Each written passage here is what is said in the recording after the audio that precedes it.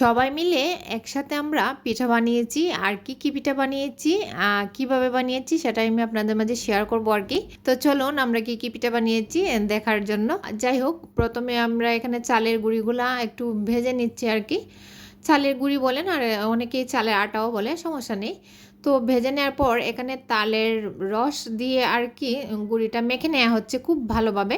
একটু লবণও দেওয়া হয়েছে। তো এই তো ভালোভাবে সবগুলা তালের রস দিয়ে চালের গুঁড়িটা মেখে নেওয়া হয়েছে আর কি। তো মেখে নেওয়ার পর আর এখানে এখানে হলো হলো এটা হলো তালের রস ছাড়া আর কি একটা খামি মেখে রাখা হয়েছে। আর ওইটা হলো তালের রস দিয়ে মাখা হয়েছে আর কি। এটাই পার্থক্য, রস দিয়ে মাখা একটা খামি আর রস ছাড়া একটা মাখা খামি। তো এই তো রস ছাড়া যে খামিটা ছিল সেটা দিয়ে আমরা তিল আর নারকেলের পুর দিয়ে একটা পিঠা বানাচ্ছি আর কি। তো যেভাবে বানাচ্ছি আপনারা দেখতেই পাচ্ছেন। আর এখানে হলো মেরা পিঠা বানানো হচ্ছে। তো অনেকেই এটাকে মেরা পিঠা বলে, আর আমাদের এখানে চই পিঠাও বলে। তো যাই হোক, পিঠাগুলো বানানো হয়ে যাচ্ছে, আমরা সবাই মিলে বানাচ্ছি। আর পিঠা একা বানালে কিন্তু অনেক কষ্টের কাজ। তো সবাই মিলে বানালে কিন্তু তাড়াতাড়ি হয়ে যায়, আর অনেক রকমের গল্পও করা হয় পিঠা বানানোর সাথে সাথে। তো এই তো তিলটা আর নারকেলের পুর দিয়ে এভাবে একটু একটু ঘর্ত করে বানিয়ে খামিটাকে একটু পুর ভরে তারপরে তো এভাবে বন্ধ করে দেওয়া হয়েছে। এটা আর আমি বলে বোঝাতে পারবো না আর কি, দেখেই বুঝতে হবে। তো এই তো পুরটা ভরে খুব ভালোভাবে বন্ধ করে দেওয়া হয়েছে, না হলে কিন্তু ভাপ দেওয়ার পর খুলে যেতে পারে। তো এক এক করে আমরা এখানে বেশ কয়েকটা পিঠাই বানিয়ে নিয়ে এসেছি।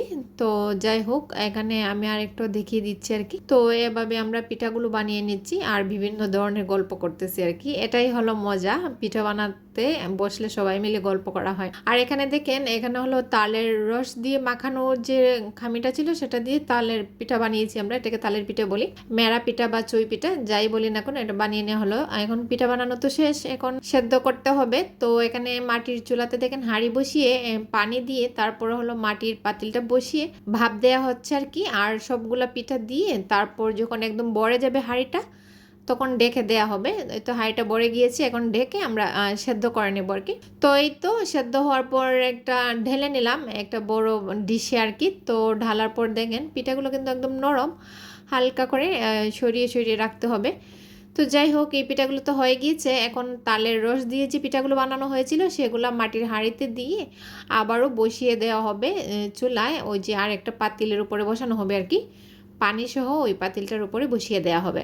তো যাই হোক, পিঠা দিয়ে হাঁড়িটা যখন আবার বড়ে যাবে তখন আর কি আমরা এইটাও ঢেকে বসিয়ে দিলাম। তো এই তো দেখতেই পাচ্ছেন ঢাকনা দিয়ে ঢেকে দেওয়া হয়েছে।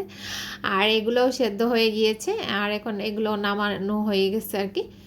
তো পিঠাগুলো দেখতে কিন্তু অনেক সুন্দর হয়েছে। আর আপনারা কে কী নামে চিনেন আমার কমেন্টসে জানাতে ভুলবেন না। তো দেখেন মাশাআল্লাহ পিঠাগুলো খুবই সুন্দর হয়েছে, আর কালারটা অনেক সুন্দর হয়েছে, তালের রস দিয়ে মাখা তো সেজন্যে খেতে কিন্তু ভালোই লাগে। তালের রসের একটা গ্রান আসে, একটু অন্যরকম ফ্লেভার। তো এই তো পিঠাগুলো একটু সরিয়ে দেওয়া হচ্ছে, অনেক গরম তো লেগে আছে একটার গায়ে আর একটা। তো একটু হালকা করে করে সরিয়ে দেওয়া হচ্ছে আর কি, একদম ছড়িয়ে রাখা হয়েছে যেন একটু ঠান্ডা হয়ে যায় খুব তাড়াতাড়ি। গরম অবস্থায় কিন্তু সরাতে হবে, ঠান্ডা হলে কিন্তু ভেঙে যাবে, একটার গা থেকে আরেকটা সরানো যাবে না। তো কে কে এভাবে পিঠা বানিয়ে খেয়েছেন আমার কমেন্টসে জানতে ভুলবেন না। তো আজ এই পর্যন্ত, সবাই ভালো থাকবেন, সুস্থ থাকবেন। আসসালামু আলাইকুম।